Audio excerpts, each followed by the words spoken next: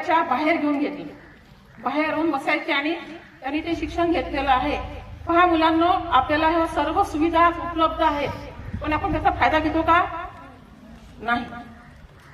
पहा, आता आपल्या शाळेतच वेगवेगळे क्लासेस सुरू आहेत, त्या क्लासेसला आपण हजर राहत नाही. शिष्यवृत्तीचे क्लासेस सुरू आहे, नवोदयचे सुरू आहे, NMSचे सुरू आहे, आपण राहतो का हजर? नाही. पण त्याही बिकट परिस्थितीत बाबासाहेबांनी शिक्षण घेतलं. ज्यावेळेस त्यांच्या शिक्षकांनी बाबासाहेबांना प्रश्न विचारला की जी वस्तू आपल्याला डोळ्यांनी दिसते पण आपण त्याला स्पर्श करू शकत नाही, अशी वस्तू कोणती?